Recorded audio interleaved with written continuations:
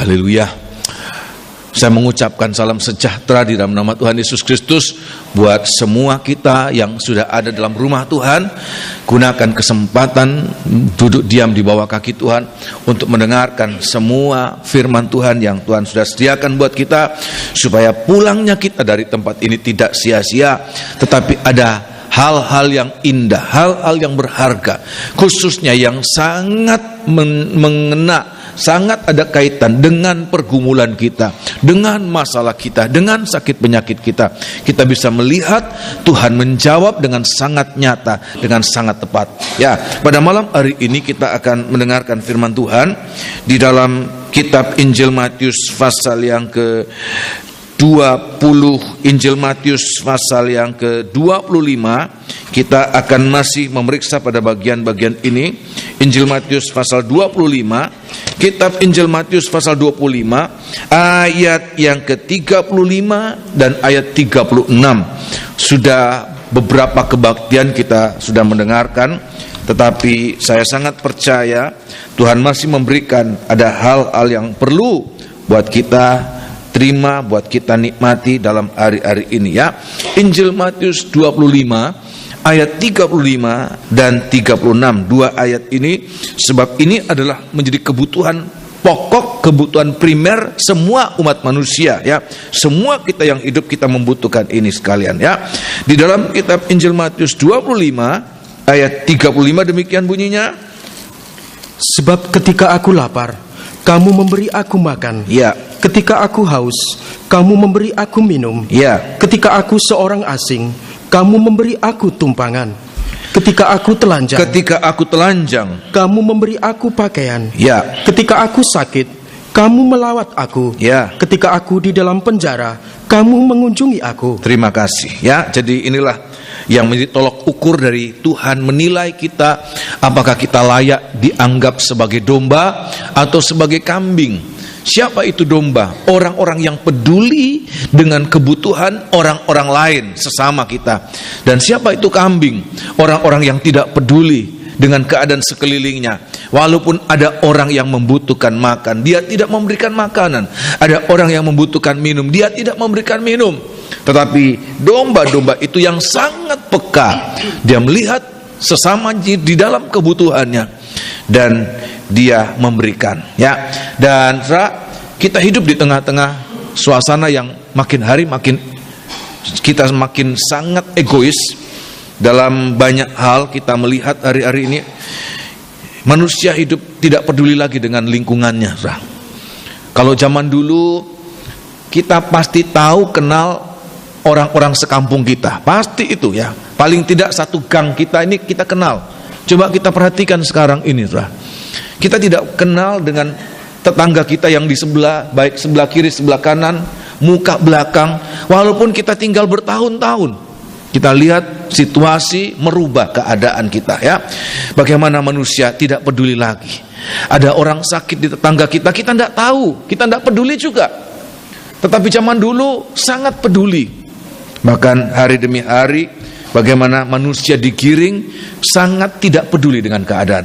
Dengan gadget yang kita miliki, kalau orang sudah lihat itu, dia tidak peduli dengan apa yang terjadi di sebelahnya, saudara. Bahkan sampai dalam rumah. Coba kita lihat saja anak-anak kita sedang makan. Makan seharusnya adalah waktu di mana kita berbagi, saudara. Bukan hanya sekedar kita makan, tetapi kita berbagi, menceritakan masalah dan bersenda gurau, dan kita merasakan hangatnya kasih. Tetapi apa yang terjadi di meja makan? Masing-masing sibuk dengan apa? Gadgetnya sendiri. Papa sibuk dengan gadgetnya sendiri, mama juga demikian, anak-anak juga demikian. Kita hidup di tengah-tengah dunia yang tidak peduli lagi dengan keadaan sekelilingnya. Dan kita bergumul hari-hari ini, saudara-saudara, saya mengatakan para ayah, para ibu, tolong perhatikan anak-anak kita dalam kesempatan makan bersama. Semasa masih bisa diarahkan, kita arahkan. Jangan sampai terlampau begitu kita tidak peduli. Anak-anak tidak peduli lagi dengan orang tuanya satu saat. Orang tua tidak peduli dengan anaknya. Jangan sampai itu terjadi. Tapi kita mulai belajar hari-hari ini, semasa masih bisa dicegah, kita gunakan kesempatan-kesempatan minimal pada saat kita makan bersama. Amin kasih, kita makan bersama. Kita ada di rumah juga pada siang hari masing-masing dengan kesibukannya. Kalau kita dalam rumah tangga kita ada dalam rumah, gunakan kesempatan yang sedikit itu untuk menjalin kebersamaan. Sebab itulah yang dikehendaki oleh Tuhan. Kita harus peduli dengan lingkungan kita, ya, di saat kebutuhan sesama kita, ya. Nah, kita sudah memeriksa beberapa kebutuhan. Makan, minum itu kebutuhan pokok, ya. Kemudian kita membutuhkan rumah, itu papan. Pada saat orang asing, pada saat aku sebagai orang asing, engkau memberikan aku tumpangan. Kebaktian minggu yang lalu saya sampaikan, ya, apa ini? Penerimaan kita, ya. Pikiran pokok dalam ayat ini berbicara tentang penerimaan kita kepada orang-orang lain yang ada di sekitar kita. Mungkin mereka asing dan dengan kita, bahkan mungkin mereka berbeda dengan kita. Tuhan ajar kita untuk mulai belajar, untuk kita ada penerimaan, khususnya buat kita jemaat Tuhan. Bagaimana ada orang-orang baru yang kerasan, kalau sekian lama dia berada 2 jam di tempat ini, nggak ada satupun jemaat gereja yang menegur dia. Berulang-ulang kali dia datang, nggak ada yang peduli, ya. Bagaimana dia bisa kerasan? Oleh sebab itu kita belajar untuk kita buka hati, buka tangan, bisa menerima, ya. Sudah sekian bulan berada di tempat ini, nggak ada yang menanyai, ya, tinggal di mana, ya, di mana, dari mana engkau datang, apa pekerjaannya, nggak ada yang menanyai. Seperti kita tertutup, begitu individualistis. Tapi kita mesti belajar hari-hari ini, tangan terbuka, hati terbuka untuk menerima orang-orang yang ada di sekeliling kita. Amin. Bahkan mereka yang mungkin berbeda dengan kita belajar untuk menerima, untuk kita boleh mengalami menjadi satu tubuh, satu saudara, satu keluarga, bahkan satu tubuh. Nah, malam hari ini saya akan sampaikan pada bagian selanjutnya, selain memberi tumpangan, yaitu pada ayat 36, ketika aku telanjang, kamu memberi aku pakaian. Ketika aku telanjang, kamu memberi aku pakaian, ya.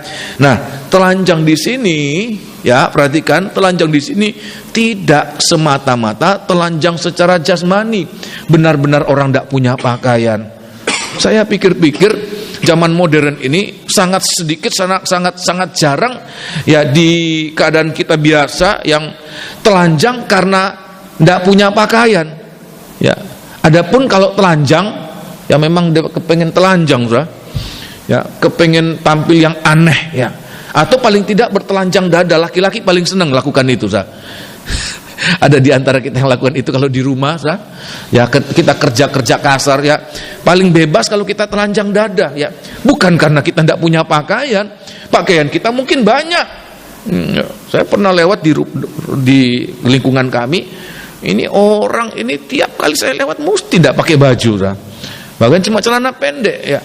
Setiap kali saya pikir tidak masuk angin orang ini, tiap kali lewat mesti tidak pakai baju, tiap kali tidak pakai baju.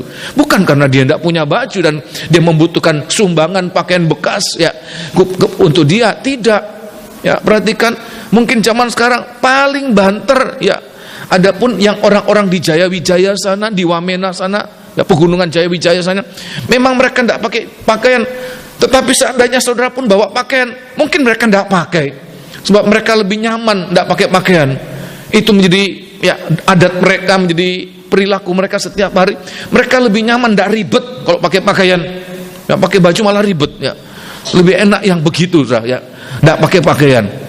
Sehingga waktu Tuhan katakan, engkau tidak memberi pakaian pada saat aku telanjang, tidak semata-mata tentang pakaian secara jasmani, tetapi ada pikiran pokok yang ada di tempat ini, yaitu berbicara tentang pengampunan. Saya ulangi sekali lagi, tidak memberi pakaian bagi mereka yang telanjang itu tidak semata-mata memberi kita, ya, kesempatan untuk memberikan pakaian entah baru entah bekas. Bukan hanya sekedar itu, tetapi memberi pakaian ini pada saat melihat orang lagi telanjang adalah memberi pengampunan bagi orang-orang yang dalam kejatuhan. Sebab kalau kita baca dalam kitab Alkitab kita, kitab Kejadian, manusia itu menjadi sangat telanjang, ya, sangat telanjang. Walaupun manusia diciptakan pada awalnya telanjang, tidak berpakaian, tetapi Adam tidak menyadari itu. Demikian juga Hawa tidak menyadari itu. Kenapa? Sebab mereka belum jatuh dalam dosa. Ada pakaian yang namanya pakaian kemuliaan Allah. Itu menyalut mereka, sehingga Adam tidak melihat Hawa dalam ketelanjangannya. Hawa juga demikian, tidak melihat Adam sedang telanjang. Sebab apa? Ada pakaian kemuliaan yang menyalut tubuh mereka. Tetapi di dalam kitab Kejadian pasal yang ketiga, ayat yang ke-6 dan ayat yang ke-7, pada saat mereka jatuh dalam dosa, pada saat mereka melanggar perintah Tuhan, di saat itu mereka benar-benar telanjang. Ya, tolong baca kitab Kejadian pasal yang ke-6. Kitab Kejadian pasal yang ke-6. Kitab Kejadian pasal yang ke-6 ayat Kitab Kejadian pasal yang ketiga. Kitab Kejadian pasal 3 ayat yang ke-6 dan ayat yang ke-7. Kejadian pasal yang ketiga ayat 6 dan ayat yang ke-7. Perempuan itu melihat bahwa buah pohon itu baik untuk dimakan. Padahal Tuhan sudah katakan, jangan kamu apa? Makan. Pohon-pohon yang lain boleh kamu makan buahnya dengan bebas. Makan sampai puas, makan sampai kenyang. Makan, kamu boleh makan dengan bebas. Tetapi pohon ini jangan kamu makan buahnya. Kenapa? Sebab pada saat engkau makan, engkau akan mati. Ayat mengatakan, teruskan. Dan sedap kelihatannya. Ya, tetapi lagi pula pohon itu menarik hati. Mata Hawa dan mata dari Adam sudah diputar oleh iblis. Apa yang seharusnya menakutkan sebab mengandung racun yang mematikan, begitu mematikannya, begitu makan, hari itu juga engkau mati. Seperti racun ular berbisa mungkin. Pada saat engkau makan, engkau mati. Seharusnya itu yang sangat menakutkan.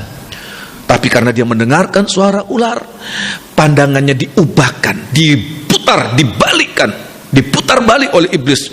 Apa-apa yang menakutkan sebab mengandung racun, maut, menjadi sesuatu yang sangat apa? Menggairahkan, mengenakkan, menarik. Ya, teruskan. Lagi pula pohon itu menarik hati karena memberikan pengertian. Lalu ia mengambil dari buahnya dan dimakannya.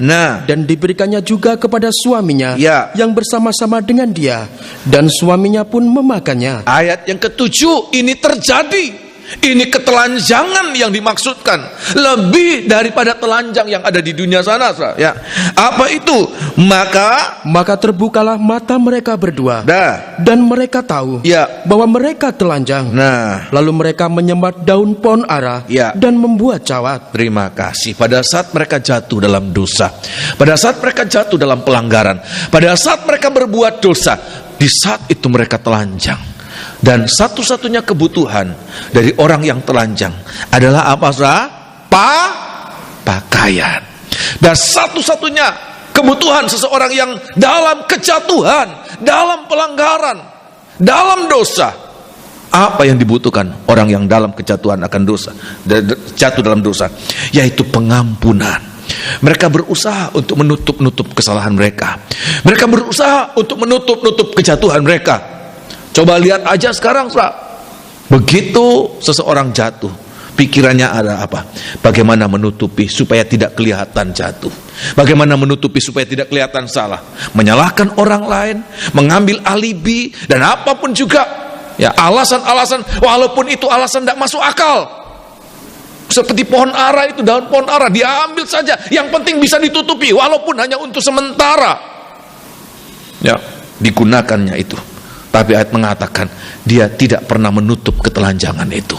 Baru pada pasal yang ketiga, ayat yang ke-21, waktu Tuhan intervensi, waktu Tuhan campur tangan pada kejatuhan mereka, waktu Tuhan menolong mereka, waktu itu manusia tidak telanjang lagi.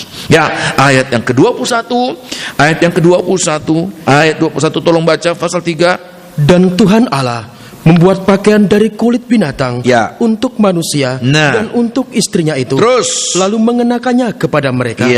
sebelum Tuhan membuat pakaian untuk menutup ketelanjangan, manusia tetap telanjang. Dan kalau kita renungkan hari-hari ini, saudara, manusia itu tidak hanya, ketelanjangan ini tidak hanya dialami oleh Adam dan Hawa saja, tetapi semua manusia mengalami itu. Di dalam Perjanjian Baru, tolong baca kitab Roma pasal yang ketiga ayat 23. Kitab Roma pasal yang ketiga ayat 23, tolong baca. Roma pasal yang ketiga ayat 23. Suratan Roma pasal yang ketiga ayat 23. Roma 3 ayat 23, bahwa semua manusia, Adam telanjang, Hawa telanjang, saya pun telanjang, saudara pun telanjang di hadapan Tuhan. Kenapa? Semua kita sudah berbuat dosa. Sudah bisa mengerti demikian, amin? Semua kita pendosa. Semua kita sudah jatuh dalam dosa, ya. Dan ayat mengatakan kita kehilangan pakaian yang namanya kemuliaan Tuhan. Itu yang menyalut Adam dan Hawa pada saat mereka belum jatuh. Walaupun mereka telanjang, tetapi mereka tidak seperti orang telanjang. Sebab apa? Disalut dengan pakaian kemuliaan Allah. Tetapi semenjak mereka jatuh, pakaian itu dilucuti dari mereka. Ayat 23, perhatikan. Karena semua orang telah berbuat dosa. Semua orang, semua manusia, saya kehilangan kemuliaan Allah, saudara kehilangan kemuliaan Allah, kita semua. Ayat mengatakan semua orang telah berbuat dosa dan telah kehilangan kemuliaan Allah. Kita telanjang di hadapan Tuhan. Dan ayat yang ke-24, dan oleh kasih karunia, tetapi oleh kasih karunia dengan perbuatan Allah, ya, hanya karena perbuatan Allah, ini yang namanya kasih karunia. Kalau kita dapat melakukan, itu bukan kasih karunia. Manusia sanggup, tapi pada saat manusia tidak bisa melakukan lagi apa-apa, manusia tidak berdaya, dan Allah melakukan itu untuk kita, maka itu yang namanya kasih karunia. Sesuatu yang besar, perbuatan yang besar yang dikerjakan buat manusia yang tidak berdaya, itu yang namanya kasih karunia. Kita tidak mampu berbuat apa-apa, Tuhan lakukan itu. Dan oleh kasih karunia telah dibenarkan dengan cuma-cuma. Dengan cuma-cuma. Adam tidak mampu membayar dengan harga berapapun juga, sehingga Tuhan memberikan dengan cuma-cuma. Karena penebusan dalam Kristus Yesus. Terima kasih. Coba saudara baca, ya, pakaian yang dikenakan kepada Adam dan Hawa, ya, terbuat dari apa, saudara? Terbuat dari apa? Kulit binatang. Nggak disebutkan binatang apa, entah gajah kah, kuda kah, nggak disebutkan, dan itu tidak penting, ya. Hanya disebutkan binatang. Dan kalau kita renungkan, saudara, binatang yang diambil kulitnya, tentu setelah lebih dahulu di apa, saudara? Sembelih. Kalau hanya di kulit, ambil bulunya, seperti domba yang digunting bulunya, nggak perlu disembelih, saudara. Tapi kalau sudah bicara skin atau kulit, nggak ada jalan lain, harus disembelih lebih dulu. Harus ada korban. Binatang ini menjadi korban. Dan kalau sudah baca baik-baik, kematian pertama yang terjadi dalam jagat raya ini dialami oleh binatang ini yang diambil kulitnya. Belum ada kematian. Binatang yang pertama mati, bukan meninggal, ya, mati. Binatang yang pertama, bahkan seluruh makhluk hidup belum ada yang mati. Ini yang pertama mengalami kematian. Kenapa? Supaya dengan kematiannya manusia yang telanjang, manusia yang jatuh dalam dosa, manusia itu tidak telanjang lagi. Dan binatang itu adalah kiasan, gambaran tentang siapa? Di dalam Perjanjian Baru itu digenapkan pengorbanan Kristus. Kristus sudah mati untuk kita, supaya kita yang kehilangan kemuliaan Allah, kita yang telanjang di hadapan Allah, oleh pengorbanannya, perhatikan, oleh pengorbanannya kita tidak lagi telanjang di hadapan Allah, tetapi kita mengalami didamaikan oleh Dia. Kita dipakaikan dengan pakaian pengampunan, pakaian kebenaran, pakaian pengampunan, supaya kita ada keberanian percaya mendekat tahta kasih karunia, mendekat hadiratnya. Pada saat Adam telanjang, dia takut, dia malu. Allah datang, dia lari. Kenapa? Tidak ada keberanian percaya, sebab ada kekurangan yang sangat vital. Apa, saudara? Pakaian. dia kehilangan pakaian kemuliaan Allah dan dia telanjang, sehingga waktu Allah datang dia lari. Tidak ada keberanian untuk mendekat Tuhan. Dan itulah yang kita alami kalau kita tidak mengalami pekerjaan Tuhan, pengampunan oleh korban Kristus. Maka kita tidak ada keberanian percaya untuk datang mendekat kepada Tuhan. Tidak usah ngomong datang kebaktian, apalagi pelayanan. Tidak usah ngomong pelayanan, tidak usah ngomong ibadah. Maafkan saudara, doa makan pun tidak berani saudara. Doa tidur pun tidak berani. Dia merasa tidak layak, aku orang berdosa. Oleh sebab itu pengampunan ini, itu hal yang sangat mendasar. Saya mengatakan pengampunan itu bukan teori. Saya berusaha untuk hari-hari ini dalam penyampaian firman Allah supaya saya tidak berteori. Saya menyampaikan firman Allah, saya tidak menyampaikan teori, tetapi ada panduan-panduan praktis. Lewat firman Allah ada hal-hal praktis yang kita alami setiap hari. Itu yang saya sampaikan. Dan sidang jemaat yang menerima itu, pegang itu sebagai petunjuk praktis dalam bagaimana kita hidup setiap hari, sehari-hari, supaya dalam perjalanan kita tidak salah dalam melangkah, kita tidak salah dalam memilih, tapi kita melakukan sesuai dengan firman Allah. Amin. Sesuai dengan kehendak Allah. Nah, kita lihat ini, Tuhan mengampuni kita lewat korban Kristus. Dan saya mengatakan korbannya, pengampunannya itu adalah hal yang paling mendasar dari kekristenan. Saya mengatakan percuma ibadah kita, percuma pelayanan kita, biar bagus, biar mahal, tapi kalau kita tidak mengalami pengampunan, sia-sialah ibadah kita, sia-sialah pelayanan kita. Oleh sebab itu pengampunan dalam kekristenan itu hal yang sangat mendasar. Itu hal yang sangat harus kita alami. Tanpa pengampunan, maka sia-sialah kita hidup, sia-sia kita melayani, sia-sia kita beribadah.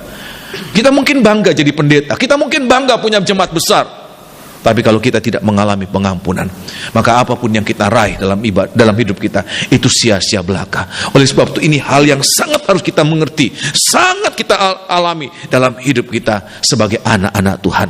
Harus mengalami apa? Pengampunan.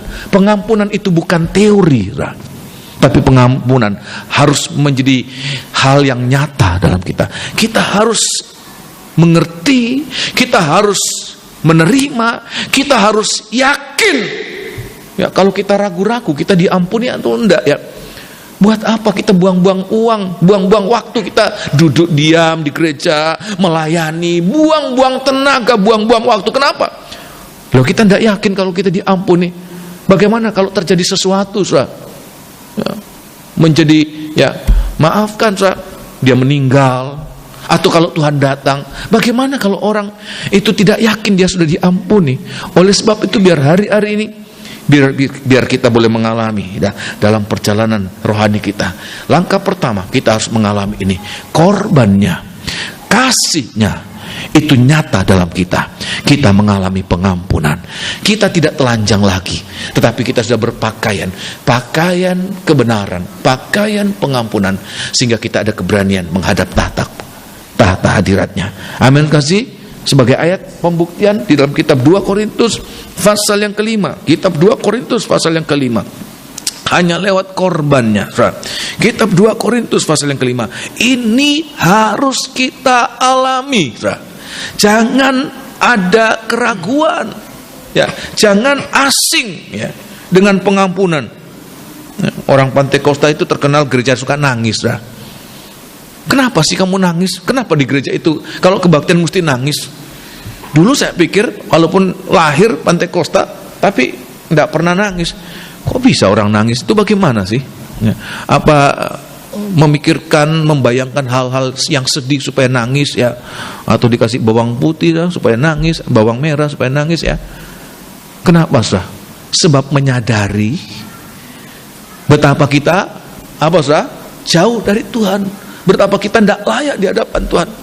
Tapi betapa besar kasih-Nya untuk kita, yang mengampuni kita. Tolong baca 2 Korintus pasal yang kelima, ayat yang ke-20 dan 21. 2 Korintus 5, ayat 20 dan 21. Ini harus kita pegang, ini harus kita pegang. Sebab kalau tidak, kita telanjang, saudara. Dan kita sedang menuju pesta nikah. Pesta nikah anak domba. Ya, coba bayangkan, saudara. Ya, Alkitab mengatakan hal yang pertama yang menunjukkan seseorang itu siap masuk pesta nikah adalah apa, saudara? Pakaian. Jangankan telanjang, saudara. Coba saudara renungkan, seandainya saudara berada di pesta yang meriah sekali, tapi saudara di situ pakaian seadanya, saudara. Nggak usah pakai daster, saudara, tapi pakaian hari-hari biasa, pakaian hari-hari. Ya, apa nggak rasa risih? Duh, kok saya sendiri yang pakaiannya nggak layak ini? Apalagi kalau telanjang, saudara. Betapa dahsyat saat itu. Oleh sebab itu kita harus hari-hari ini boleh memastikan kita tidak telanjang lagi, tapi kita sudah dipakaikan dengan pakaian yang layak, ya. Ayat yang ke-20, sebab Dia sudah menyediakan korban itu supaya manusia tidak telanjang lagi di hadapan Tuhan, ya. Ayat yang ke-20, jadi kami ini adalah utusan-utusan Kristus. Seakan-akan Allah menasihati kamu. Perhatikan. Dengan perantaraan kami. Ya. Dalam nama Kristus. Dalam nama Kristus. Kami meminta kepadamu. Ya. Berilah dirimu didamaikan dengan Allah. Berilah dirimu didamaikan dengan Allah. Ya. Teruskan. Dia yang tidak mengenal dosa. Dia yang tidak mengenal dosa. Seperti binatang yang disembeli, seperti binatang yang dikuliti, supaya diambil kulitnya menjadi pakaian Adam dan Hawa. Binatang ini tidak ada kaitan apa-apa dengan dosa Adam. Dia tidak tahu apa-apa. Ya, pada saat Adam makan buah itu, pada saat Hawa makan buah itu, dia tidak ada kaitan apa-apa, nggak ada urusan apa-apa. Tapi kenapa dia harus mati? Kenapa dia harus dikuliti? Itu gambaran tentang korban Kristus. Dia yang tidak mengenal dosa. Telah dibuatnya menjadi dosa karena kita. Telah dibuatnya menjadi dosa karena kita. Supaya apa? Supaya dalam Dia. Supaya di dalam Dia kita dibenarkan oleh Allah. Dia rela ditelanjangi. Di atas kayu salib Dia benar-benar ditelanjangi. Supaya kita yang telanjang di hadapan Allah, kita tidak telanjang lagi di hadapan Allah, tetapi kita sudah berpakaian, pakaian yang layak. Kita dilayakkan untuk mendekat kepada Dia. Oh haleluya, di dalam kemuliaan. Apalagi waktu Dia datang, kita bukan hanya berpakai dengan pakaian kebenaran, kita tidak hanya berpakai dengan pakaian pengampunan. Nanti waktu Dia datang, kita akan berpakai dengan pakaian apa, saudara? Kemuliaan. Saudara percaya demikian, amin? Dasarnya di mana? Pengampunan. Pengampunan harus menjadi pakaian kita. Pengampunan harus menjadi pengalaman kita secara pribadi. Pengampunan tidak boleh dompleng, nggak boleh bonceng. Pengampunan harus secara pribadi. Jangan ada keraguan. Apakah saya sudah diampuni atau belum? Tetapi harus kita ada keyakinan. Nanti jangan pulang dari tempat ini sebelum kita ada keyakinan bahwa semua dosaku sudah diampuni oleh Tuhan. Semua mengalami demikian, amin? Kalau semua dosa kita sudah diampuni oleh Tuhan, gak peduli apa nasib kita besok, gak peduli apa keadaan dunia nanti besok. Tapi orang-orang yang sudah diampuni oleh Tuhan, kalaupun dia mati, kalaupun kiamat, maka sudah ada tempat di surga. Ayat mengatakan ada tempat, dunia, bumi dan langit baru, di mana terdapat kebenaran bagi orang-orang yang sudah dibenarkan oleh Tuhan. Amin kasih. Haleluya. Nah, tetapi sampai pada bagian ini, ya, kalau Tuhan sudah menutup ketelanjangan kita, perhatikan ini penting. Kalau Tuhan sudah mengampuni kita, ini baru setengah perjalanan kita. Maka saatnya nanti, di saat kita sudah disalut oleh Tuhan, tidak telanjang lagi, maka di saat kita menghadapi orang-orang yang sedang telanjang, orang-orang yang dalam kejatuhan, orang-orang yang dalam pelanggaran, orang-orang yang dalam dosa, di sini ujian. Apakah kita yang sudah mengalami kebaikan Tuhan, kita yang tadinya telanjang sudah dipakaikan dengan pakaian yang sangat-sangat layak, apakah kita menghakimi orang yang telanjang atau kita membiarkan atau tidak peduli dengan orang-orang yang telanjang. Atau Alkitab mengatakan kita memberikan pakaian bagi mereka yang telanjang. Kita sudah diampuni oleh Tuhan. Ya. Nah, pada saat kita melihat ada orang-orang yang bersalah kepada kita, apakah kita menghakimi mereka? Apakah kita membiarkan mereka? Apakah kita tidak peduli dengan mereka? Atau menjadi orang-orang yang mengampuni mereka? Ini menjadi persoalannya, ya. Nah, untuk itu saya membawa saudara di dalam kitab Injil Matius pasal yang ke-18, kitab Injil Matius pasal yang ke-18. Injil Matius pasal 18 ayat 21 sampai 35, cukup panjang saudara. Cukup panjang ceritanya, tetapi saya akan membawa saudara ya bagian demi bagian. Paling tidak saya mendapatkan ada 4 ya pengampunan yang Tuhan ingin kita kerjakan atau kita lakukan buat mereka yang telanjang ini. Telanjang itu bicara tentang apa? Dalam keadaan apa? Berdosa. Seperti Adam dan Hawa jatuh dalam dosa, mereka telanjang. Itulah hakikat dari telanjang. Yang mereka butuhkan bukan sembako. Perhatikan, yang mereka butuhkan bukan konsultasi ya tentang apa-apa. Tapi yang mereka butuhkan adalah pengampunan. Nah, di sini menjadi ujian buat kita. Kita sudah diampuni oleh Tuhan. Apakah kita juga bisa mengampuni? Sebab salah satu bagian dari doa yang diajarkan oleh Tuhan Yesus, ampunilah kami seperti kami sudah mengampuni orang yang bersalah kepada kami. Dengan demikian, kalau kami tidak mengampuni mereka, maka kami juga tidak akan diampuni oleh Tuhan. Ya, kita sudah mengalami pengampunan dari Tuhan, maka kita juga harus mengampuni mereka. Ya, saya menemukan ada 4 pengampunan seperti pengampunan ini yang harus kita kerjakan buat mereka ini ya. Ini bukan teori, saya tidak berteori hari ini. Tapi saya melihat ada hal-hal yang sangat praktis yang harus kita lakukan, kita praktekkan. Ya. Kalau kita mendengarkan firman Allah, bukan untuk taruh di sini, saudara. Semakin banyak firman Allah kita taruh di sini, hati kita kosong. Dan kalau kita hati kosong, itu kelihatan pada saat mengalami pergumulan, pada saat mengalami masalah. Omongannya seperti orang yang tidak pernah dengar firman Allah. Perbuatannya seperti orang yang tidak pernah dengar firman Allah. Nggak ada bedanya dengan orang dunia yang tidak pernah dengar firman Allah. Padahal tiap hari ke gereja. Kenapa? Membuktikan bahwa dia dengar firman Allah hanya sampai di dalam pikiran, tidak sampai di hati untuk dilakukan. Kalau kita mendengar firman Allah untuk kita praktekkan, kita tidak pernah merasa bosan, tidak pernah merasa cukup, tidak pernah merasa sudah tahu, ya. Tetapi kita merasa butuh terus, sebab kita membutuhkan tuntunan. Saya kasih contoh, saudara. Ibu-ibu yang suka membuat kue ya, atau membuat apa saja kerajinan ya. Biasanya kan ada tutorial, saudara, di YouTube atau di mana, atau ada kursus-kursus membuat roti, membuat apa. Dan kalau kita ingin mempraktekkan, kita dengar itu ya, kita dengar sungguh-sungguh. Dan setiap kali kita dengar, kita lakukan lagi. Wah, waktu kita lakukan, kok bantat ya? Kok bantat? Waktu tadi kemarin kok bagus. Ini kok bantat? Ada yang kurang. Berarti saya perlu lagi mendengarkan lagi. Perlu lagi perhatikan lagi. Kita dengar lagi, ada lagi yang kurang ya. Kalaupun sudah bagus, sudah persis ya, kita kepingin lebih baik lagi, kita dengar lagi, kita cari lagi informasi di mana internet, di mana-mana kita cari.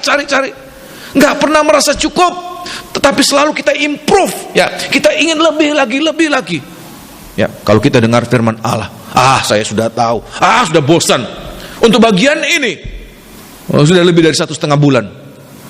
Dan kalau sudah mendengarkan firman Allah hanya sebagai pengisi otak, pasti blenger. Tiap kali Matius 25, tiap kali itu, ini Bapak Gembala sudah kehabisan bahan ya, di situ terus ya. Tapi kalau kita dengar sebagai petunjuk praktis praktek hidup kita setiap hari, kita selalu merasa membutuhkan. Sebab kita tidak pernah sempurna dalam melakukan.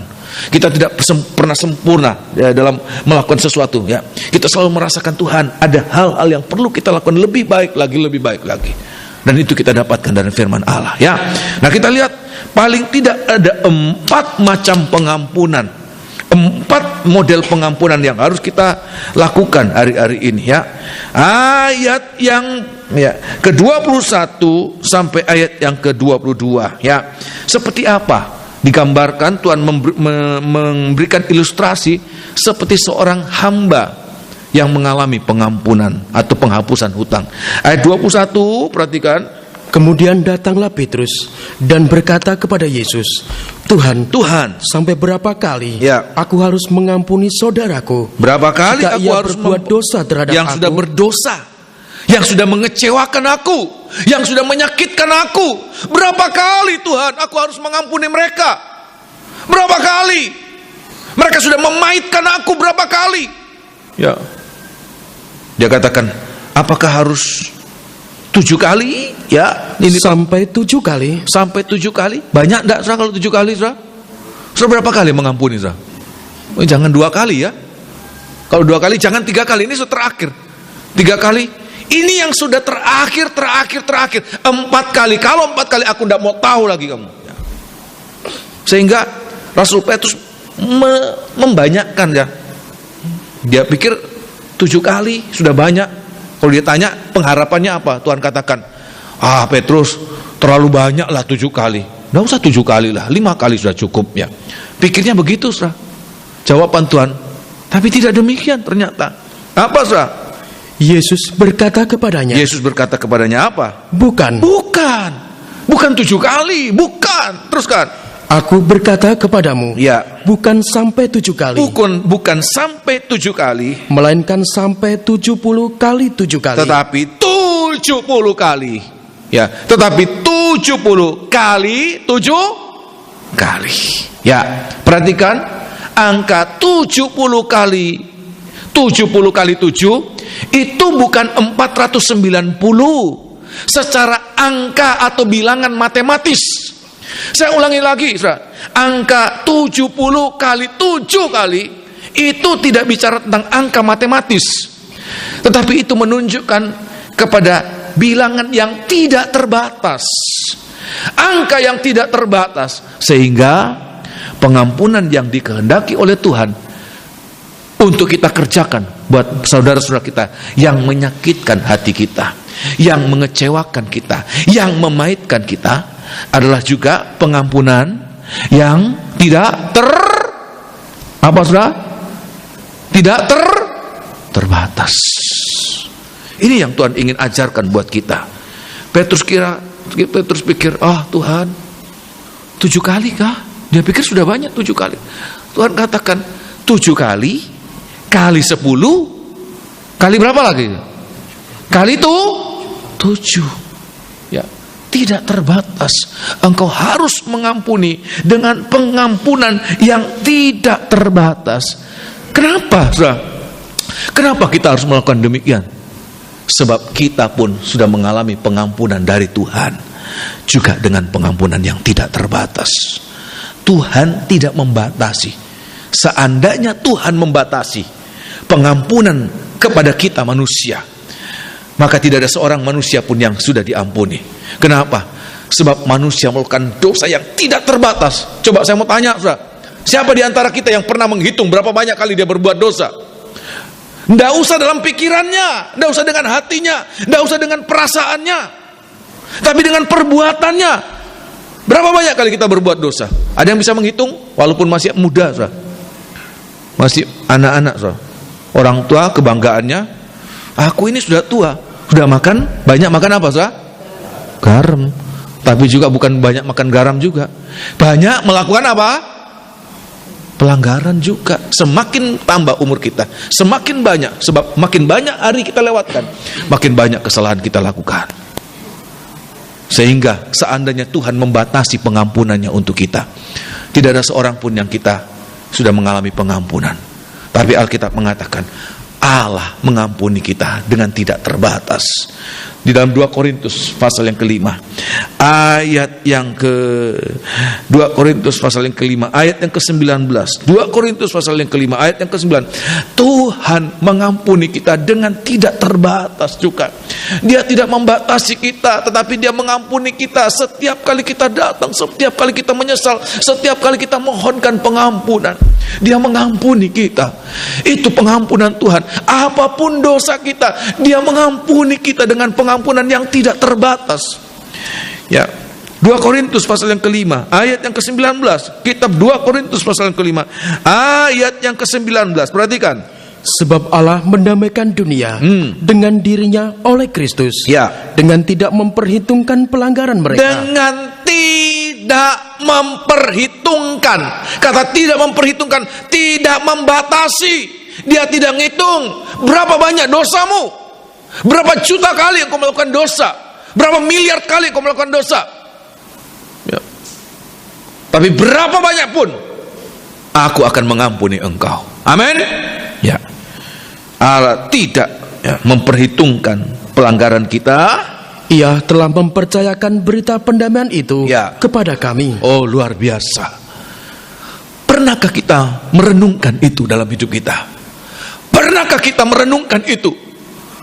Di saat kita membatasi, Tuhan, aku sudah tidak mampu melakukan, tidak mampu mengampuni dia. Dia berulang-ulang kali menyakitkan hatiku. Dia berulang-ulang kali memaitkan hatiku. Dia berulang-ulang kali mengecewakan aku. Aku tidak sanggup lagi mengampuni dia. Seandainya perkataanmu itu dilakukan oleh Tuhan terhadap kita, maka kita juga tidak diampuni. Oleh sebab itu biar kita mengerti ini. Satu ayat lagi. Ya, kita perjanjian lama, Mazmur 103 ayat 11 dan ayat 12. Mazmur 103 ayat 11 dan ayat 12. Dia tidak memperhitungkan kesalahan kita. Dia tidak membatasi pengampunannya kepada kita, tetapi Dia memberikan pengampunan kita dengan tidak terbatas. Di dalam kitab Mazmur 103 ayat 11 dan ayat yang ke-12. Mazmur 103. Ya, kitab Mazmur 103 ayat 11 dan ayat yang ke-12, perhatikan. Tetapi setinggi langit di atas bumi. Tetapi setinggi langit di atas bumi, demikian besarnya kasih setianya. Sedemikian besar kasih setianya. Teruskan. Atas orang-orang yang takut akan Dia. Ya. Sejauh timur dari barat. Sejauh timur dari barat. Demikian dijauhkannya daripada kita pelanggaran kita. Tidak disebutkan timur dan barat berapa kilo, berapa ribu kilometer, berapa juta kilometer, berapa tahun cahaya jaraknya. Tidak disebutkan. Tapi ayat mengatakan sejauh timur dari barat, setinggi langit dari bumi. Saudara lihat di sini, saudara, saya peragakan setinggi langit dari bumi, sejauh timur dari barat. Membuat apa? Membentuk apa, saudara? Salib. Salib itulah pengampunan yang tidak terbatas yang Tuhan berikan buat kita. Ya, sejauh mana engkau sudah berbuat dosa, pada saat kita datang kepada salib Kristus, maka kita akan diampuni oleh Tuhan. Dengan tidak membatasi dosa apapun juga, sebesar apa kesalahan kita, Dia selalu mau mengampuni kita. Oleh sebab itu biar hari-hari ini kita selalu ada.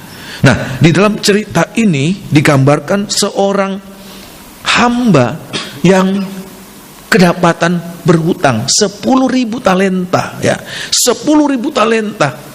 Saya tidak tahu berapa kurs dari 10.000 talenta, sebab ini mata uang zaman dulu, tetapi ini angka yang sangat fantastis, sangat besar, sangat banyak.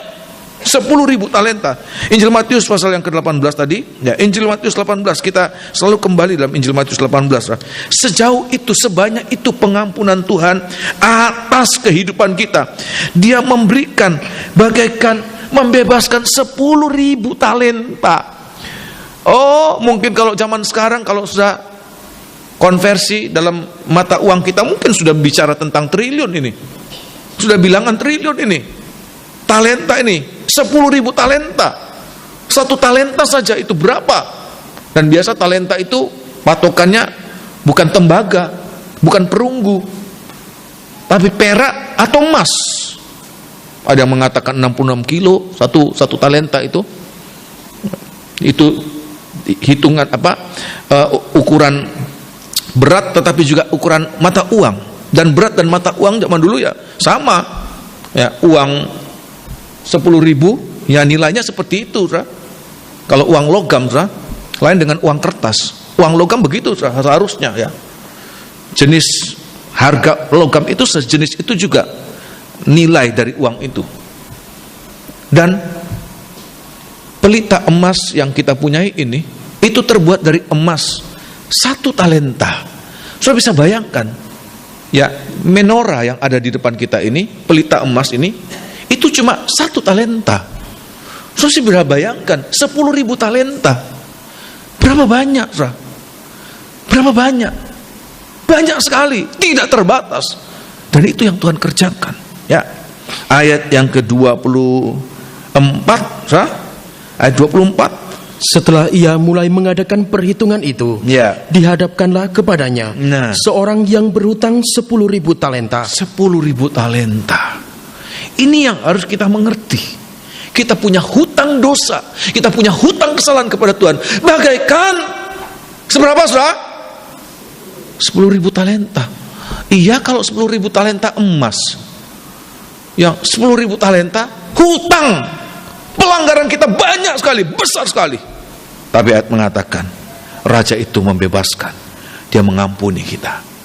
Allah juga demikian, dia mengampuni kita dengan pengampunan yang tidak terbatas.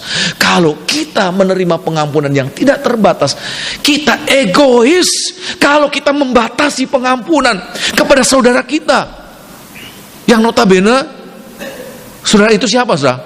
Mungkin anak kita, mungkin orang tua kita, mungkin dia saudara kita, ya, kakak adik kita, mungkin dia family kita. Dan kita membatasi, kita egois padahal kita sudah terima dari Tuhan dengan tidak terbatas. Kita belajar di sini, saudara. Seandainya Tuhan katakan, ya, aku juga batasi kamu, maka kita juga menjadi orang yang tetap telanjang sampai hari ini. Oleh sebab itu, ini yang harus kita renungkan, ya. Kita sudah menerima pengampunan yang tidak terbatas. Oleh sebab itu, selayaknya kita juga mengampuni saudara-saudara kita dengan pengampunan yang tidak terbatas. Amin. Terima kasih. Jangan membatasi pengampunan, tapi luaskan lapangan hati untuk bisa mengampuni. Lapangkan hati kita untuk bisa mengampuni. Kalau tidak, nanti kita berhadapan dengan Tuhan. Engkau tidak mengampuni saudaramu, engkau juga tidak aku ampuni. Oleh sebab itu, ini harus kita renungkan, ya. Pengampunan yang pertama, pengampunan tidak terbatas. Saya bisa mengerti demikian, amin? Ya. Yang kedua, ayat 8 pasal 18, kita pinjil Matius pasal 18 ayat yang ke-26 dan 27, ya. Khususnya pada ayat 27 saya akan perlihatkan seperti apa pengampunan yang harus kita berikan buat saudara-saudara kita. Sebab kita sudah menerima dari Tuhan, kita sudah tidak telanjang lagi. Dulunya kita telanjang di hadapan Tuhan, sekarang sudah tidak telanjang lagi. Tapi bagaimana pada saat kita menghadapi orang-orang yang telanjang, bersalah, berdosa, mengecewakan kita, ya. Ayat yang ke-26 dan 27. Maka sujudlah hamba itu menyembah dia. Katanya, sabarlah dahulu. Sabarlah dahulu. Segala hutangku akan kulunaskan. Ya, perhatikan. Lalu tergeraklah hati raja itu, ya, oleh belas kasihan akan hamba itu. Nah, sehingga ia membebaskannya, dia dan menghapuskan hutangnya. Dan menghapuskannya. Teruskan. Ayat 28. Terima kasih, ya. Sampai ayat 27, ya. Nah, kita lihat apa ini? Membebaskan dan menghapuskannya. Membebaskan dan menghapuskannya begitu saja. Pengampunan yang kedua, yaitu pengampunan yang tidak bersyarat. Tidak bersyarat. Saudara yang pernah mengalami masalah dengan kartu kredit, saudara, ini masalah yang sangat umum pada zaman modern ini, saudara. Ya, kalau kita sudah tidak mampu lagi, sebab ada bunga dan berbunga dan berbunga. Tadinya utangnya sebenarnya cuma 2 juta. Tapi lama tidak dibayar, ya, tiba-tiba tagihannya sudah 15 juta, saudara. Ya, 2 juta saja tidak mampu bayar, apalagi 15 juta. Ya, kadang-kadang bank berbaik hati, dipanggillah kita. Udah, kamu tidak mampu bayar 15 juta, udah, kita bikin, ya, perjanjian baru, ya. Bukan perjanjian baru PB, saudara, ya. Perjanjian ulang, penjadwalan kembali. Kamu cicil, ya. Nggak harus bayar 15 juta, ya. Berapa saja kamu mampu, ya, kita cicil. diskon 50% atau 25% atau berapa saja. Ada syaratnya, saudara. Negara-negara yang berhutang yang tidak mampu lagi membayar sampai harus bangkrut, ya. Negara-negara kreditor apa debitor, saudara? Kreditor, ya, menjadwal kembali. Ya sudah, kamu nggak usah bayar sekarang, bayar 5 tahun datang dengan termin yang ringan, cicilan dengan bunga yang ringan. Ada syarat-syaratnya, saudara. Tetapi kita lihat, saudara, hamba yang datang kepada Tuhannya dengan hutang yang begitu banyak, dosa yang begitu besar, waktu dia datang dengan kesungguhan hati, dengan kerenan hati, dia mohonkan waktu untuk mendapatkan kesempatan. Hamba ini tidak minta dibebaskan, tapi dia minta untuk mendapatkan perpanjangan waktu supaya dia dapat melunaskan hutangnya itu. Tapi kita lihat jawaban dari hamba, dari Tuhan itu. Apa, saudara? Semua hutangmu aku lunaskan. Dengan begitu gampang, tanpa syarat. Begitu luar biasa baiknya Tuhan ini untuk hamba ini. Begitu baiknya. Dia tidak memberikan syarat. Ya sudah, kamu punya berapa? Ya, kamu punya apa? Tapi tanpa syarat dia memberikan itu. Ya. Satu-satunya syarat untuk pengampunan. Perhatikan, ini penting. Satu-satunya syarat yang Tuhan katakan buat kita untuk mengalami pengampunan adalah pengakuan yang sejujur-jujurnya. Enggak ada syarat lain. Enggak ada syarat lain. Hanya satu yang sebenarnya mudah atau sulit, saudara. Pengakuan. Pengakuan sebenarnya cara yang sangat mudah dan sangat singkat dan sangat gampang, tapi sulit bagi orang-orang yang tidak punya kerendahan hati. Hanya pengakuan jujur saja. Dia katakan, benar, itu hutangku, tapi semua hutangku itu 10.000 talenta itu hutangku, tapi semua hutangku akan aku bayar. Dengan pengampunan ini, dengan pengakuan ini, hamba itu tergerak hatinya oleh belas kasihan. Dia bebaskan sama sekali. Saudara, ini yang harus kita mengerti, saudara. Tuhan ingin kita melakukan ini. Hanya dengan satu syarat. Apa, saudara? Pengakuan yang jujur.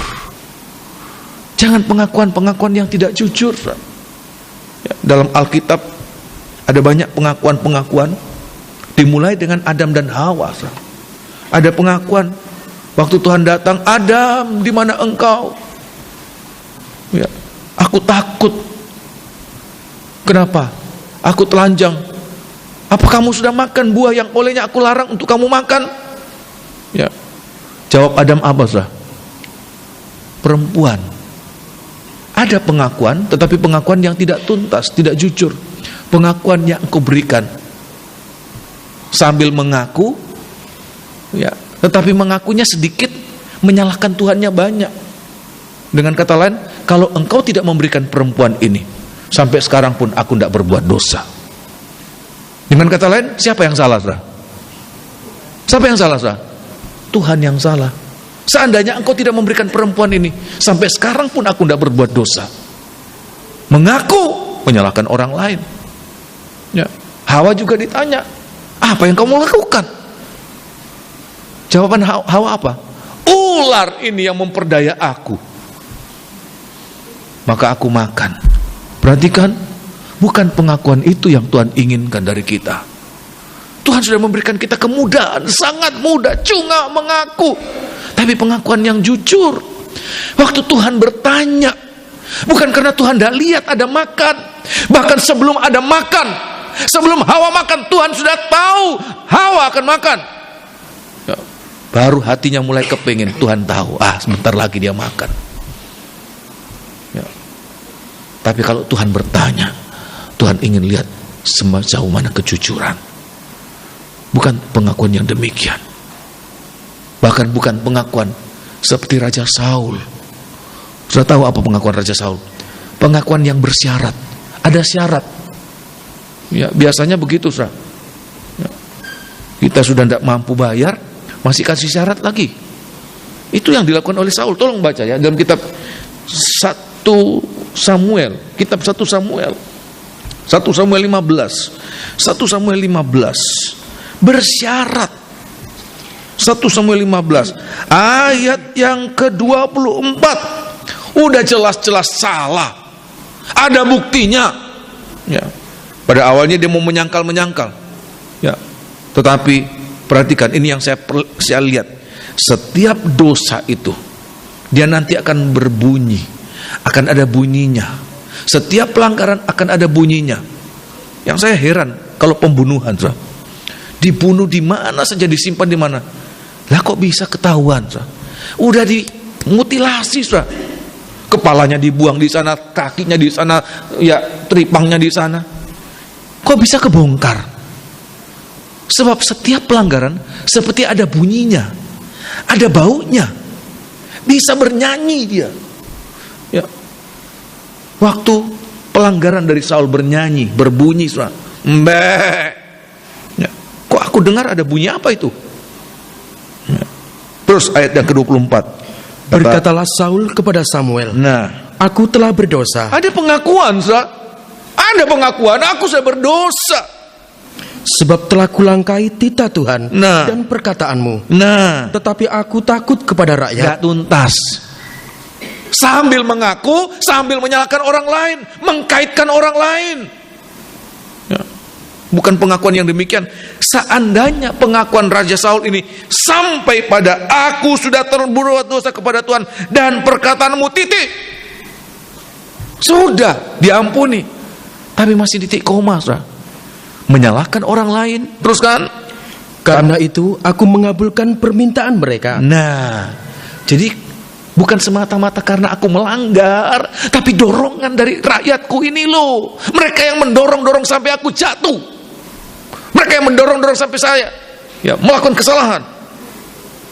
Ayat yang ke-25 ya. Maka sekarang ampunilah kiranya dosaku. Kembalilah bersama-sama dengan aku. Maka aku akan sujud menyembah kepada Tuhan. Ya, malah Saul yang memberi syarat. Kalau kamu ampuni aku, maka aku akan kembali. Perhatikan, seringkali kita melakukan itu. Dan bukan itu yang diminta oleh Tuhan. Apa adanya. Bukan pengakuan yang sambil menyalahkan Tuhan. Bukan pengakuan menyalahkan orang lain. Bukan pengakuan yang memberi syarat. Apalagi seperti Kain, bukan pengakuan, tetapi penyangkalan. Waktu Tuhan tanya, Kain, di mana adikmu? Malah dijawab, apa aku penjaga adikku ini? Aku kan bukan babysitter adikku. Aku bukan penjaga. Ya, padahal Tuhan tahu. Waktu Kain sedang panas-panas hatinya, Tuhan lihat. Waktu Kain membunuh, Tuhan lihat. Tapi Tuhan bertanya, untuk memberi kesempatan buat kita mengaku dengan jujur. Ya. Perempuan Samaria. Ya. Waktu Tuhan katakan, panggil suamimu. Dan dia mengatakan, aku tidak punya suami. Dia mengaku dengan jujur. Dan Tuhan katakan, dalam hal ini engkau berkata benar. Di dalam setiap pengakuan jujur, perhatikan, di situ akan mengundang, akan menarik belas kasihan Tuhan. Dan kita akan mengalami pengakuan itu, membuat kita mengalami pengampunan yang tidak bersyarat. Apapun, bagaimanapun caranya, Tuhan akan memberikan kita pengampunan. Demikian juga harus kita lakukan. Kalau kita sudah menerima pengampunan dari Tuhan dengan tidak bersyarat, maka kalau kita melihat saudara kita juga melakukan demikian, seharusnya kita melakukan pengampunan kepada mereka dengan tanpa syarat. Aku ampuni kamu kali ini. Jangan lakukan itu besok. Kita memberi syarat. Tuhan katakan, kita mengampuni mereka dengan tanpa syarat. Sebab kita pun sudah mengalami pengampunan dari Tuhan dengan tidak bersyarat. Amin, kasih. Ya. Dan yang ketiga, kita kembali dalam kitab Injil Matius pasal 18. Seperti apa pengampunan yang harus kita berikan? Ya. Ayat yang ke-29. kita sudah baca sampai ayat 27 ya, kita baca 28 dan 29 ya. Injil Matius pasal 18 ayat yang ke-27 dan 28 dan 29. Perhatikan. Tetapi ketika hamba itu keluar, ia bertemu dengan seorang hamba lain yang berhutang 100 dinar kepadanya. Ia menangkap dan menyengkik lawannya itu. Katanya, perhatikan, bayar hutangmu. Bayar hutangmu, teruskan. Maka sujudlah kawannya itu dan memohon kepadanya dengan sikap yang sama, perbuatan yang sama yang dia lakukan, yang baru saja dia lakukan, baru saja. Mungkin tidak sampai 5 menit sudah. Ya, baru dia minta ampun, baru dia diampuni, dia keluar ketemu temannya. Ya. Dia mengalami juga perlakuan yang sama yang dia lakukan. Temannya itu sujud, mohonkan belas kasihan, mohonkan perpanjangan waktu untuk membayar. Tetapi apa yang terjadi, saudara? Maka sujudlah kawannya itu dan memohon kepadanya, sabarlah dahulu, hutangku itu akan kulunaskan. Tetapi ia menolak dan menyerahkan kawannya itu ke dalam penjara sampai dilunaskannya hutangnya. Nah, saya mau tanya buat saudara, menurut saudara, hamba ini hamba yang tahu berterima kasih atau hamba yang tidak tahu berterima kasih? Hamba yang tahu berterima kasih atau hamba yang tidak tahu berterima kasih? Pengampunan kita kepada saudara-saudara kita sebenarnya juga adalah ungkapan rasa terima kasih kepada Tuhan yang sudah mengampuni kita. Kita sudah menerima pengampunan. Saudara, kalau seandainya kita terima uang banyak, saudara, katakan kita terima 1 miliar, saudara, maka kalau ada teman itu ngutang 1 juta, 2 juta, ya paling kita cenglilah, ya sudah kita bebaskan. Lah cuma 1 juta, lah wong kita terima 1 miliar kok. Ada teman cuma berutang 1 ya kita relakan lah, ya hilang-hilang enggak apa-apa. Lah wong aku terima 1 miliar, 10.000 talenta dia terima. Pada saat dia menerima, dia menghadapi seseorang yang berhutang 100 dinar. Orang Israel dalam 1 hari kerja 1 dinar 1 hari, sehingga 100 dinar itu kurang lebih 100 hari dia kerja. Berapa hari itu? Berapa bulan? Ya kurang lebih 3 bulan lah, ditambah dengan hari 4 bulan lah kira-kira. Sebab orang Israel ini seperti orang Bali mungkin, banyak festivalnya, banyak hari-hari rayanya. Ya, ada hari Sabat, ada hari-hari raya. Kadang-kadang hari raya itu 7 hari, beberapa hari raya 7 hari. Jadi banyak potong-potong itu tidak bisa kerja, tidak boleh kerja itu. Ya kurang lebih 4 bulan kerja, saudara. Memang banyak. Kalau dilihat 100 dinarnya memang banyak.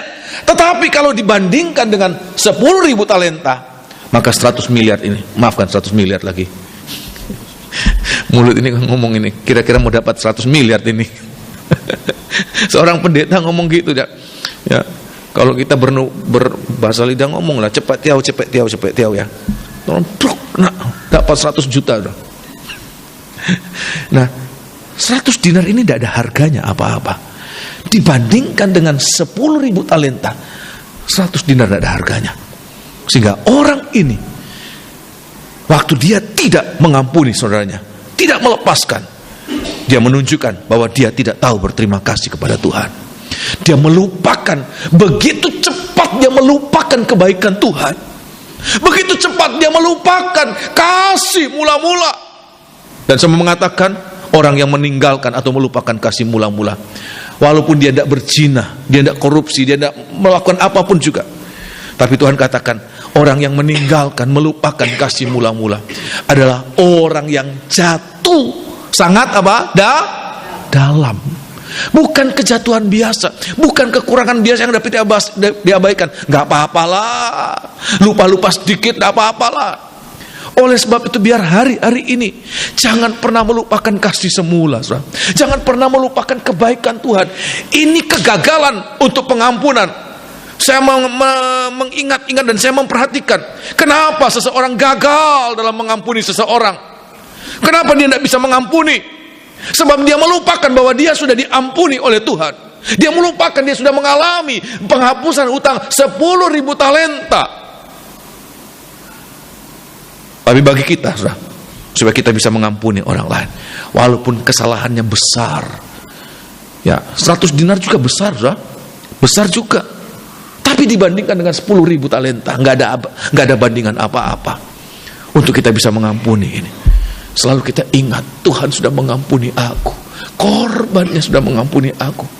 Jangan sampai kita kehilangan kesempatan untuk selamat gara-gara apa? Kita begitu mudah melupakan kemurahan Tuhan, begitu mudah melupakan pengampunan Tuhan. Roma pasal yang kelima mengatakan, pada saat ya kita durhaka, pada saat kita lemah, Dia sudah mau mati untuk kita.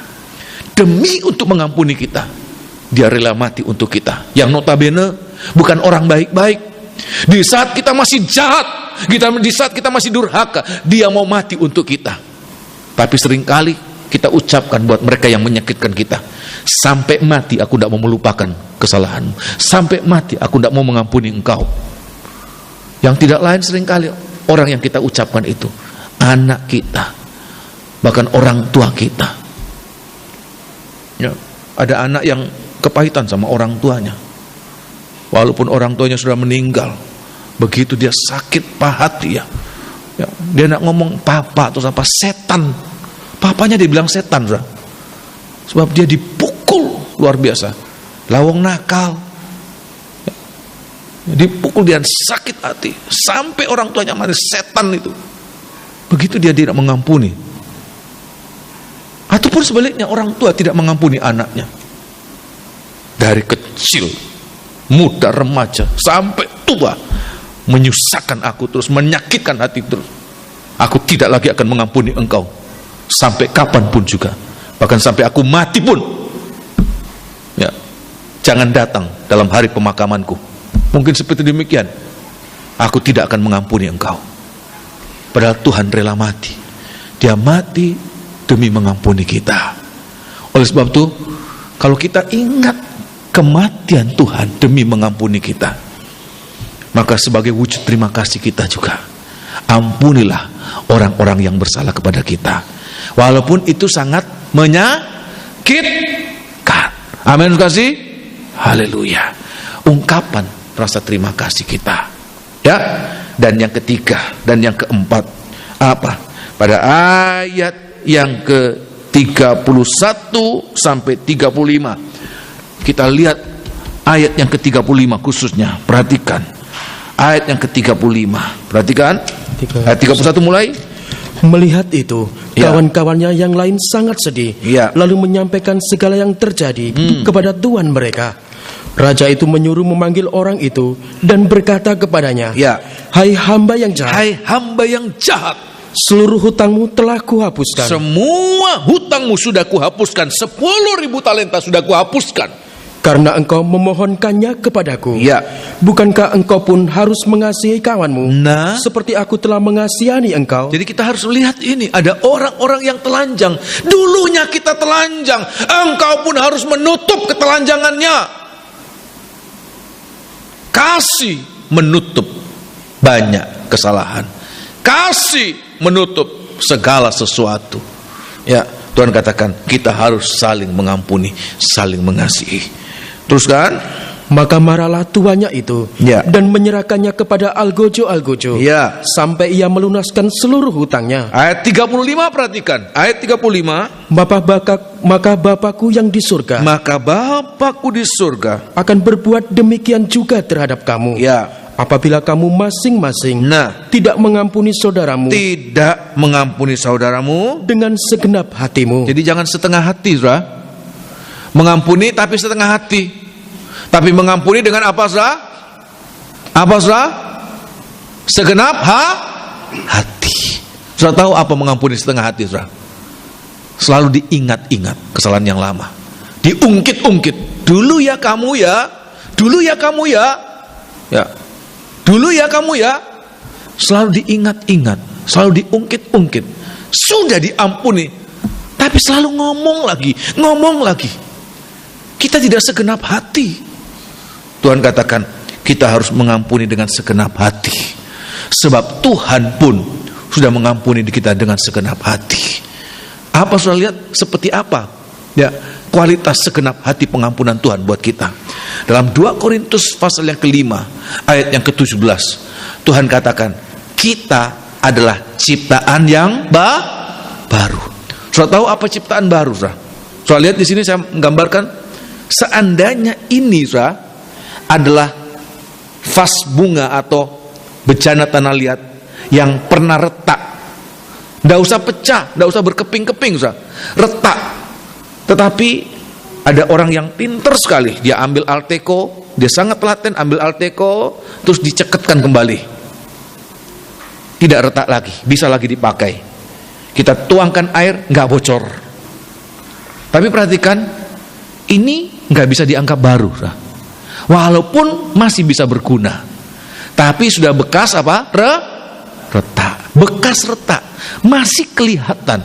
Seandainya nggak kelihatan, tapi kalau kita masih mengingat, ini bekas hancur, bekas retak, bekas pecah, pecah 2, paling tidak pecah 2. Ya, itu belum sebagai pengampunan yang segenap hati.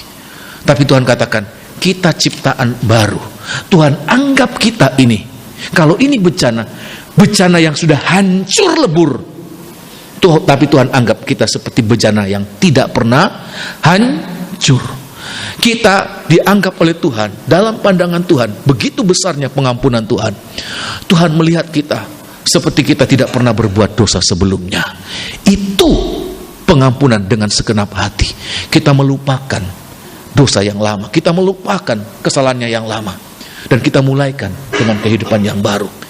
Perhatikan, pengampunan segenap hati ini sangat penting. Dalam nikah, dalam rumah tangga, ada banyak kegagalan penyatuan. Kenapa? Salah seorang selalu mengingat-ingat masa lalunya. Masa lalu ya dari pasangan hidupnya. Dulu pernah selingkuh, dulu pernah mengalami kejatuhan, dulu pernah menyakitkan hatiku. Sehingga dia tidak pernah bisa menyatu. Kenapa? Dia tidak pernah mengampuni dengan segenap hati. Dan Tuhan katakan, orang yang tidak pernah mengampuni dengan segenap hati, Bapakku yang di surga juga tidak akan mengampuni dia. Tolong baca ayat yang ke-35 supaya sudah jangan mempersalahkan saya, saudara. Alkitab mengatakan demikian. Saya pun tidak berani mengatakan kalau bukan Alkitab menuliskan demikian.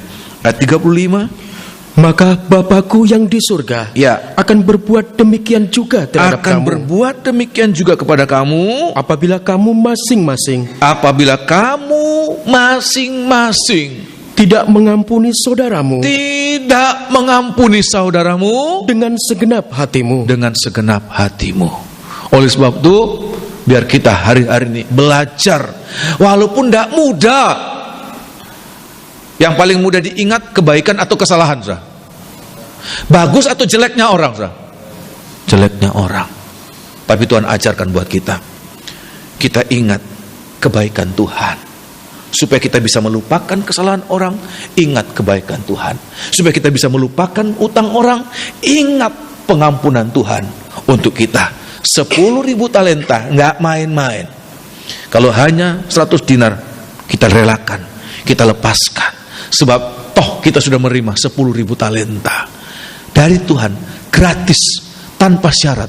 Kita terima dari Tuhan. Maka kita pun kerjakan buat teman-teman kita, buat sesama kita. Amin. 4. Dimulai dari apa tadi, saudara? Tidak terbatas. Yang kedua apa? Tidak bersyarat. Yang ketiga apa? Sebagai ungkapan rasa terima kasih kita kepada Tuhan. Dan yang keempat, kita mengampuni dengan segenap hati. Dengan segenap hati kita lepaskan, sehingga kita mulaikan sesuatu yang baru lagi. Sebagai ciptaan baru, seperti tadinya kita tidak pernah berbuat dosa sebelumnya. Sedemikian Tuhan memandang kita. Kita adalah ciptaan baru, bukan daur ulang, bukan recycle, bukan daur ulang, tetapi benar-benar baru, brand new. Kita baru keluar, ya, kita baru diciptakan, benar-benar baru. Ya, ini harus kita rasakan. Ya, kita bangkit berdiri, kita akan nyanyikan satu lagu. Ya, kita nyanyikan satu lagu dan kita mohonkan belas kasihan.